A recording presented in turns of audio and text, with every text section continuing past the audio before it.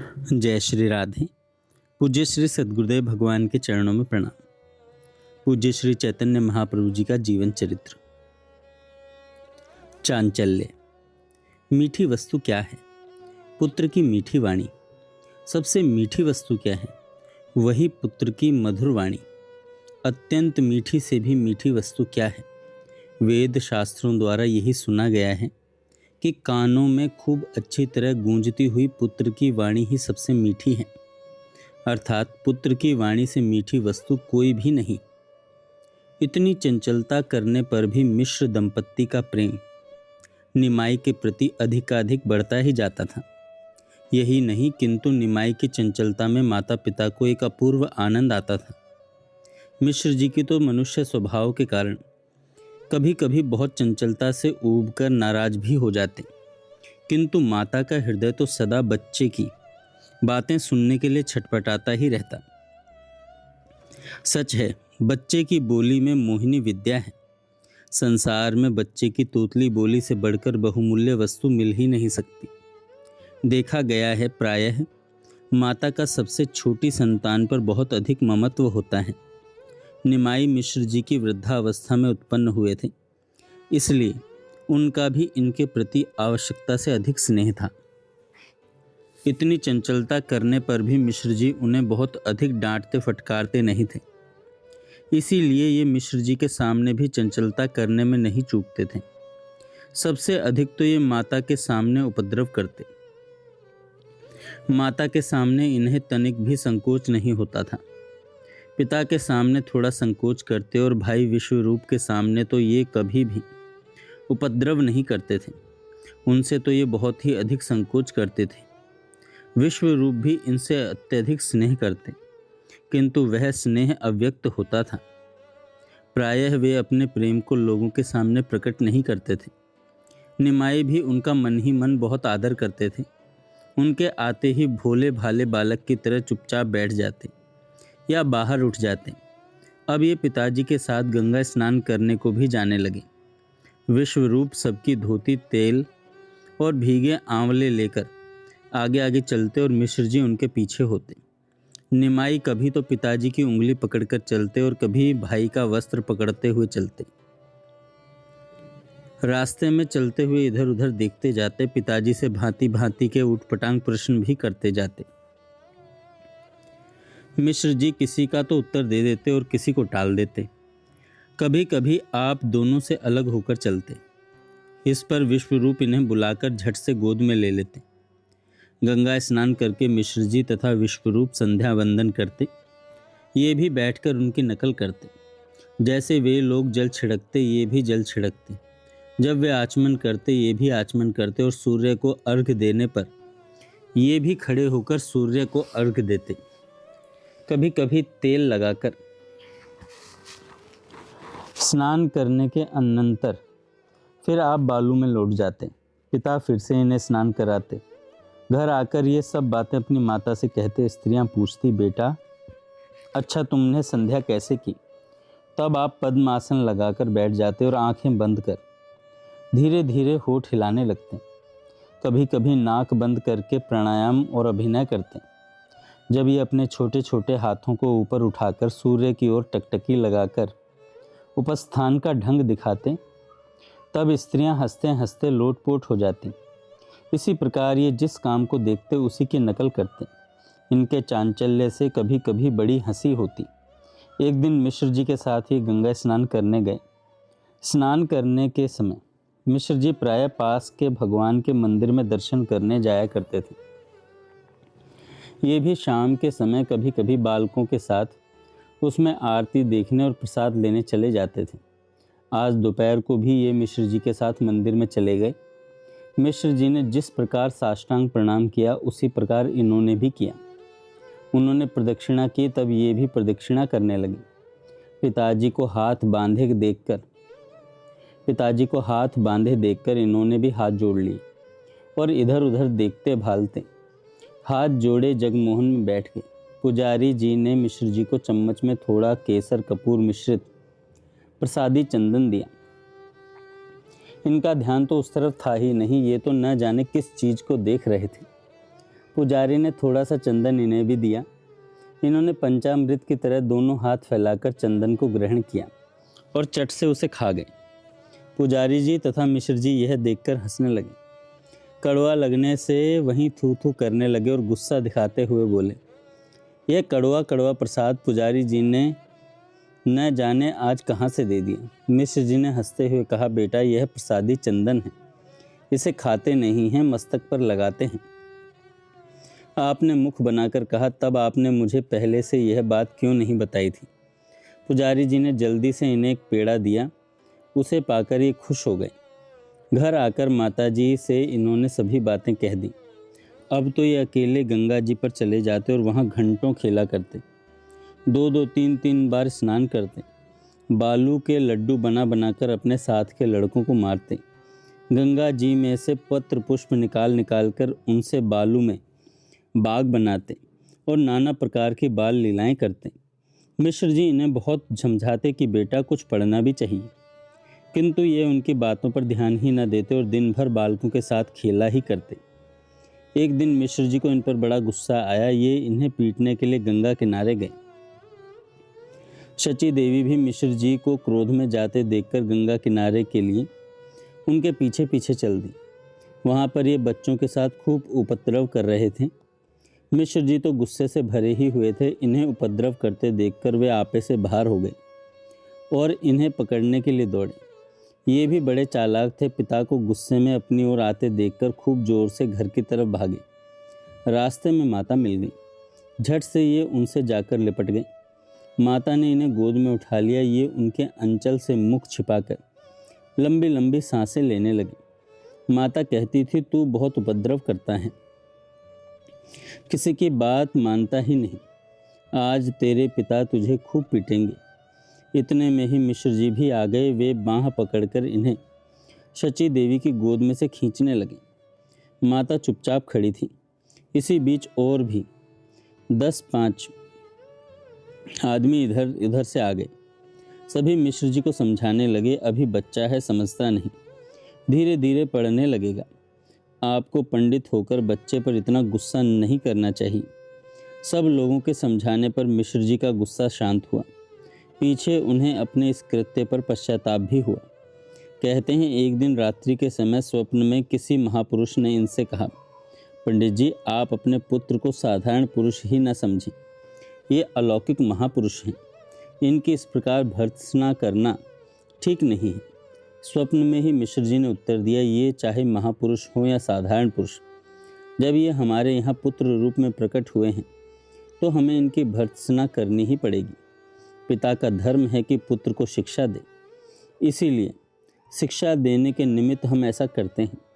दिव्य पुरुष ने कहा, जब ये स्वयं सब कुछ सीखे हुए हैं और इन्हें अब किसी भी शास्त्र के सीखने की आवश्यकता नहीं, तब आप इन्हें व्यर्थ क्यों तंग करते हैं। इस पर इन्होंने कहा, पिता का तो यही धर्म है कि वह पुत्र को सदा शिक्षा ही देता रहे, फिर चाहे पुत्र कितना भी गुणी और शास्त्रज्ञ क्यों न हो।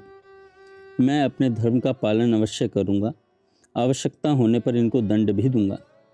महापुरुष इनसे प्रसन्न होकर अंतर्ध्यान हो गए। प्रातःकाल ये इस बात पर सोचते रहे। कालांतर में वे इस बात को भी भूल गए। इनकी अवस्था ज्यों ज्यों बढ़ती गई त्यों ही त्यों इनकी कांति और भी दिव्य प्रतीत होने लगी। ये शरीर से खूब हष्ट पुष्ट थे। शरीर के सभी अंग सुगठित और मनोहर थे। शरीर में इतना बल था कि 4-4 5-5 लड़के मिलकर भी इनको पराजित नहीं कर सकते थे। इनके चेहरे से चंचलता सदा छिटकती रहती। जो भी इन्हें देखता खुश हो जाता और साथ ही सचेष्ट भी हो जाता, कहीं हमसे भी कोई चंचलता न कर बैठे। रास्ते में सदा कूद कर चलते। सीढ़ियों से गंगा जी में उतरना हो तो सदा 1-2 सीढ़ी छोड़कर ही कूदते कूदते गंगा जी में उतरते। रास्ते में 2-4 लड़कों को खेलते देखकर ये किसी दूसरे को उनके ऊपर ढकेल देते और फिर बड़े जोरों से हंसते।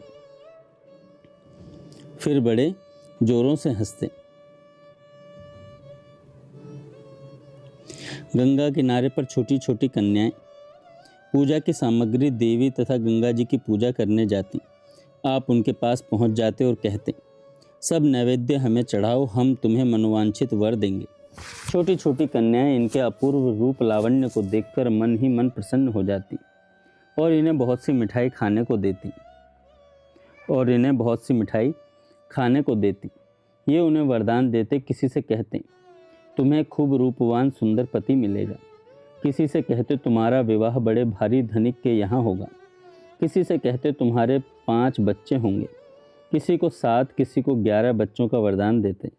कन्याएं सुनकर झूठा रोष दिखाते हुए कहती, निमाई तू हमसे ऐसी बातें किया करेगा तो फिर हम तुझे मिठाई नहीं देंगी। बहुत सी कन्याएं अपना नैवेद्य छिपाकर भाग जाती। तब ये उनसे हंसते हंसते कहते, भले ही भाग जाओ, मुझे क्या, तुम्हें काणा पति मिलेगा, धनिक भी होगा तो महाकंजूस होगा। 5-5 सौत घर में होंगी, लड़की ही लड़की पैदा होंगी। यह सुनकर सभी लड़कियां हंसने लगती और इन्हें लौटकर मिठाई दे जाती। किसी से कहते हमारी पूजा करो, हम ही सबके प्रत्यक्ष देवता हैं। कभी कभी मालाएं उठा उठाकर गले में डाल लेते। स्त्रियों के पास चले जाते और उन्हें पूजन करते देख कहते, हरि को भजे तो लड़का होए, जाति पाति पूछे ना कोई। यह सुनकर स्त्रियां हंसने लगती। जो इनके गांव नाते से भी भाभी या चाची होती, वे इन्हें खूब तंग करती और खाने को मिठाई देती। इन्हीं लड़कियों में लक्ष्मी देवी भी पूजा करने आया करती थी। वह बड़ी ही भोली भाली लड़की थी। निमाई के प्रति उसका स्वाभाविक ही स्नेह था। पूर्व जन्मों के संस्कार के कारण वह निमाई को देखते ही लज्जित हो जाती और उसके हृदय में एक अपार आनंद स्रोत उमड़ने लगता। ये सब लड़कियों के साथ उसे भी देखते, किंतु इससे कुछ भी नहीं कहते थे, न कभी इससे मिठाई ही मांगी। इसलिए लक्ष्मी देवी की हार्दिक इच्छा थी कभी ये मेरा भी नैवेद्य स्वीकार करे, किंतु बिना मांगे देने में न जाने क्यों उसे लज्जा लगती थी। एक दिन लक्ष्मी देवी को पूजा के लिए जाती देखकर आपने उससे कहा, तू हमारी ही पूजा कर। यह सुनकर भोली भाली कन्या बड़ी ही श्रद्धा के साथ इनकी पूजा करने लगी। छोटी छोटी पतली पतली उंगलियों से कांपते हुए उसने निमाई के मस्तक पर चंदन चढ़ाया, अक्षत लगाए, माला पहनाई, नैवेद्य समर्पण किया और हाथ जोड़कर प्रणाम किया। निमाई ने आशीर्वाद दिया, तुम्हें देव तुल्य रूपवान तथा गुणवान पति प्राप्त हो। यह सुनकर बेचारी कन्या लज्जा के मारे जमीन में गड़ सी गई, जल्दी वहां से भाग गई। कालांतर में इन्हीं लक्ष्मी देवी को निमाई की प्रथम धर्मपत्नी होने का सौभाग्य प्राप्त हुआ। ये अपने साथ के सभी लड़कों में सरदार समझे जाते थे। चंचलता तो मानो इनकी नस नस में भरी हुई थी। नटखटपने में इनसे बढ़कर दूसरा बालक नहीं था। सभी लड़के इनसे अत्यधिक स्नेह करते। बालकपन से ही इनमें यह मोहिनी विद्या थी कि जो एक बार इनके साथ रह गया वह सदा के लिए इनका गुलाम बन जाता।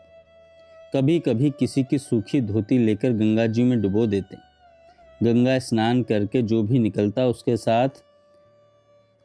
निकलता सभी एक साथ तड़ातड़ बालू के लड्डू उसके ऊपर फेंकते और जल्दी से फेंककर भाग जाते। कभी कभी किसी की सूखी धोती लेकर गंगा जी में डुबो देते। कभी ऐसा करते कि जहाँ 10-5 आदमी बैठे हुए बातें करते होते तो उनके पास जाकर बैठते और धीरे से एक के वस्त्र से दूसरे के वस्त्र को बांध देते। जब वे स्नान करने को उठते तो एक दूसरे को अपनी ओर खींचता। कभी कभी वस्त्र भी फट जाता। ये अपने साथियों के साथ अलग खड़े हुए ताली बजा बजाकर खूब जोरों से हंसते। सभी लोग हंसने लगते। बेचारे वे लज्जित हो जाते। कभी लड़कों के साथ घंटों स्नान करते, एक दूसरे के ऊपर घंटों पानी उलीचते रहते। किसी को कच्छप बनाकर आप उसके ऊपर चढ़ जाते। कभी धोती में हवा भरकर उसके साथ गंगा जी के प्रवाह की ओर बहते। कभी उस धोती के फूले हुए गुब्बारे में से हवा के बुलबुले निकलते। स्त्रियों के घाटों पर चले जाते, वहाँ पानी में बुड़की लगाकर कछुए का रूप बना लेते और स्नान करने वाली स्त्रियों के पैर डुबकी मारकर पकड़ लेते। स्त्रियां चित्कार मारकर बाहर निकलती। तब ये हंसते हंसते जल के ऊपर आते और सबसे कहते, देखो हम कैसे कछुए बने। स्त्रियां मधुर मधुर भर्त्सना करती और कहती, तू आज घर चल, मैं तेरी माँ जी से सब शिकायत करूँगी। मिश्र जी तुझे मारते मारते ठीक कर देंगे। कोई कहती, इतना दंगली लड़का तो हमने कोई देखा ही नहीं। यह तो हद कर देता है, हमारे लड़के भी तो इसने बिगाड़ दिए। वे हमारी बातें मानते ही नहीं। कोई कहती ना जाने वीर, इस छोकरे में क्या जादू है, इतना उपद्रव करता है, फिर भी यह मुझे बहुत प्यारा लगता है। इस बात का सभी समर्थन करती। स्त्रियों की ही भांति पुरुष भी इनके भांति भांति के उपद्रवों से तंग आ गए। बहुतों ने जाकर इनके पिता से शिकायत की। स्त्रियां भी शची माता के पास जाकर मीठा उल्हाना देने लगी। शची देवी सभी की खुशामद करती और विनय के साथ कहती, अब क्या करूं, तुम्हारा भी तो वह लड़का है, बहुत मना करती हूँ, शैतानी नहीं छोड़ता, तुम उसे खूब पीटा करो। स्त्रियां सुनकर हंस पड़ती और मन ही मन खुश होकर लौट जाती। एक दिन कई पंडितों ने आकर निमाई की मिश्र जी से शिकायत की और कहा, अभी जाकर देखाओ, तब तुम्हें पता चलेगा कि वह कितना उपद्रव करता है। यह सुनकर मिश्र जी गुस्से में भरकर गंगा किनारे चली। किसी ने यह संवाद जाकर निमाई से कह दिया। निमाई जल्दी से दूसरे रास्ते होकर घर पहुंचे और अपने शरीर पर खड़ी आदि लगाकर माता से बोले, अम्मा मुझे तेल दे दें, मैं गंगा स्नान कराऊं। माता ने कहा, अभी तक तैने स्नान नहीं किया। आपने कहा, अभी स्नान कहाँ किया है, तू जल्दी से मुझे तेल और धोती दे दे। यह कहकर आप तेल हाथ में लेकर और धोती बगल में दबाकर गंगा जी की ओर चले। उधर मिश्र जी ने गंगा जी के किनारे जाकर बच्चों से पूछा, यहाँ निमाई आया था क्या? बच्चे तो पहले से ही सिखाए पढ़ाए हुए थे। उन्होंने कहा, आज तो निमाई इधर आया ही नहीं। यह सुनकर मिश्र जी घर की ओर लौटने लगे। घर से निकलते हुए बगल में धोती दबाए निमाई मिले। मिश्र जी ने कहा, तू इतना दंगल क्यों करता है? आपने जोर से कहा, न जाने क्यों आरोप लगाए, न जाने क्यों लोग हमारे पीछे पड़े गए हैं। यही बात अम्मा कहती थी कि स्त्रियां तेरी बहुत शिकायत करती थीं। मैं तो अभी पढ़कर आ रहा हूँ, अब तक गंगा जी की ओर गया ही नहीं। यदि ये हमारी झूठी शिकायतें आकर करते हैं तो अब हम सत्य ही किया करेंगे। मिश्र जी चुप हो गए और ये हंसते हंसते गंगा जी की ओर स्नान करने चले गए। लड़कों में जाकर अपनी चालाकी का सभी वृत्तांत सुनाया। लड़के सुनकर खूब जोर से हंसने लगे। इस प्रकार इनकी अवस्था 5 वर्ष की हो गई। माता पिता को इस चांचल्य वृत्ति से बहुत ही आनंद प्राप्त होता है। विश्वरूप इनसे 11-12 वर्ष बड़े थे, किंतु वे जन्म से ही बहुत अधिक गंभीर थे, इसलिए माता पिता भी उनका बहुत आदर करते थे। अब तो उनकी अवस्था 16 वर्ष की हो चली थी, इसलिए पुत्र जब 16 वर्ष का हो जाए उससे मित्र की भांति व्यवहार करना चाहिए। इस सिद्धांत अनुसार मिश्र जी उनके प्रति पंडिता का सा व्यवहार करते। एक दिन माता ने भोजन बनाकर तैयार कर लिया, किंतु विश्वरूप अभी तक पाठशाला से नहीं आए। वे श्री अद्वैताचार्य जी की पाठशाला में पढ़ते थे। आचार्य की पाठशाला मिश्र जी के घर से थोड़ी दूर गंगा जी की ओर थी। माता ने निमाई से कहा, बेटा निमाई, देख तेरा दादा अभी तक भोजन करने नहीं आया, जाकर उसे पाठशाला से बुला ला। बस इतना सुनना था कि नंगे वदन ही वहां से पाठशाला की ओर चल पड़े। शरीर की कांति तपाए हुए सुवर्ण की भांति सूर्य के प्रकाश के साथ मिलकर झलमल झलमल कर रही थी। गौर वर्ण शरीर पर स्वच्छ साफ धोती बड़ी ही भली मालूम पड़ती थी। निमाई आधी धोती ओढ़े हुए थे। उनके बड़े बड़े विकसित कमल के समान सुंदर और स्वच्छ नेत्र मुख चंद्र की शोभा को द्विगुणित कर रहे थे। आचार्य के सामने हंसते हंसते इन्होंने भाई से कहा, दद्दा चलो भात तैयार है, अम्मा तुम्हें बुला रही है। विश्वरूप ने निमाई को गोद में बिठा लिया और स्नेह से बोले, निमाई आचार्य देव को प्रणाम करो। यह सुनकर निमाई कुछ लजाते हुए मुस्कुराने लगे। वे लज्जा के कारण भाई विश्वरूप की गोद में छिपे से जाते थे। आचार्य से आज्ञा लेकर विश्वरूप घर चलने को तैयार हुए। निमाई विश्वरूप का वस्त्र पकड़ उनके पीछे खड़े हुए थे। आचार्य ने निमाई को खूब ध्यान से देखा। आज पहले ही पहले उन्होंने निमाई को भली भांति देखा था। देखते ही उनके संपूर्ण शरीर में बिजली सी दौड़ने लगी। उन्हें प्रतीत होने लगा कि मैं इतने दिन से जिन भव भय हारी जनार्दन की उपासना कर रहा हूँ, वे ही जनार्दन साकार बनकर बालक रूप में मुझे अभय प्रदान करने आए हैं। उन्होंने मन ही मन निमाई के पाद पद्मों में प्रणाम किया और अपने भाव को दबाते हुए बोले, विश्वरूप यह तुम्हारे भाई है ना? विश्वरूप ने विनम्रता पूर्वक कहा, हाँ आचार्य देव, यह मेरा छोटा अनुज है, बड़ा चंचल है। आपके सामने यह ऐसे चुपचाप भोले बालक की भांति खड़ा है। आप इसे गंगा किनारे या घर पर देखें तब पता चले कि यह कितना कौतुकी है, संसार को उलट पुलट कर डालता है। माता तो इससे तंग हो जाती है। आचार्य यह सुनकर हंसने लगे। निमाई विश्वरूप की आड़ में से छिपकर आचार्य की ओर देखने लगे। विश्वरूप का वस्त्र पकड़कर जाते जाते 2-3 बार निमाई ने फिर आचार्य की ओर देखा। आचार्य चेतना शून्य से हो गए। वे ठीक ठीक न समझ सके कि हमारे चित्त को यह बालक हठात अपनी ओर क्यों आकर्षित कर रहा है। अंत में यही आचार्य गौरांग देव के मुख्य पार्षद हुए, जिनके द्वारा गौरांग अवतारी माने जाने लगे। इसलिए अब यह जान लेना जरूरी है कि अद्वैताचार्य जी कौन थे और इनकी पाठशाला कैसी थी। जय श्री राधे। आगे हम कल सुनेंगे।